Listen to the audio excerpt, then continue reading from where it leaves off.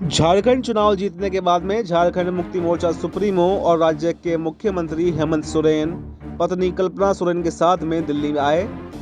दिल्ली प्रवास में हेमंत सोरेन और कल्पना सोरेन नेताओं से लगातार मुलाकातें कर रहे हैं। दोनों ने पहले पीएम मोदी से मुलाकात की, फिर बाद में आम आदमी पार्टी के संयोजक अरविंद केजरीवाल और उनकी पत्नी सुनीता केजरीवाल से भी मुलाकात की।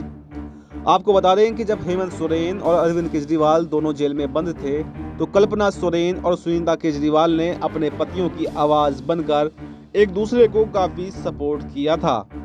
सुनीता केजरीवाल झारखंड भी गई थीं और आज वही खुशी दोनों के चेहरे पर फिर से दिखाई दी। राजनीति में कभी कभी किसी की एक्सीडेंटल एंट्री भी वरदान साबित हो जाती है। कल्पना सोरेन के साथ में भी ऐसा ही कुछ हुआ है। झारखंड चुनाव के नतीजे के बाद में ये कहा जा रहा है कि बीजेपी के पूरे कैंपेन पर कल्पना सोरेन का कैंपेन भारी पड़ गया है। महिलाएं खासकर इस चुनाव में कल्पना सोरेन के चेहरे पर जेएमएम को वोट किया है।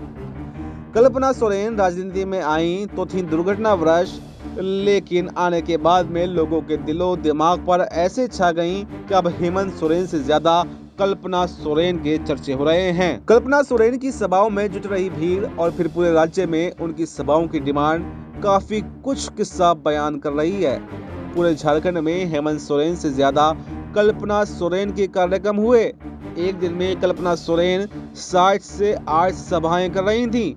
झारखंड मुक्ति मोर्चा के कैंडिडेट को तो छोड़ दीजिए, कांग्रेस कैंडिडेट भी अपने विधानसभा क्षेत्रों में कल्पना सोरेन के ही प्रोग्राम की डिमांड कर रहे थे। झारखंड चुनाव में कल्पना सोरेन का चेहरा और उनके बातचीत करने का अंदाज हेमंत सोरेन से बिल्कुल अलग नजर आया। हेमंत जहां पर सख्त मिजाज के नजर आते हैं, तो वहीं कल्पना सोरेन सरल स्वभाव की मालूम पड़ती हैं। कल्पना का मासूम चेहरा और बात करने का तरीका आदिवासियों को काफी लुभाया। कल्पना मुर्मू सोरेन राजनीति में तो आई थी अचानक, जब पति भ्रष्टाचार के आरोप में जेल में चले गए थे, लेकिन अब झारखंड विधानसभा में उनकी सभाओं में हेमंत सोरेन की सभाओं से ज्यादा भीड़ जुटने की बात कही जा रही है। वहीं लंबी राजनीतिक पारी जो है कल्पना सोरेन खेल सकती हैं, इसकी बात भी की जा रही है। कल्पना सोरेन बीते चुनाव में एक मंजे हुए नेता की तरह जनता से संवाद करती हुई नजर आई थी।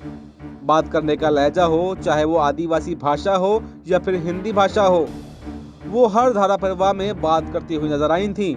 उनके शरीर के आव भाव से ये साफ लगता है कि वो जो बात बोलती हैं उसे करती भी हैं।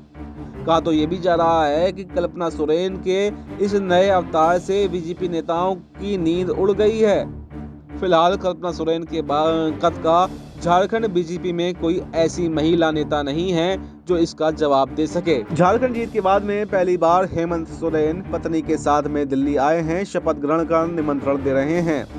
मंगलवार को दोनों ने पीएम मोदी और अरविंद केजरीवाल के अलावा राहुल गांधी, प्रियंका गांधी वाड्रा और कांग्रेस के राष्ट्रीय अध्यक्ष मल्लिकार्जुन खड़गे से भी मुलाकात की।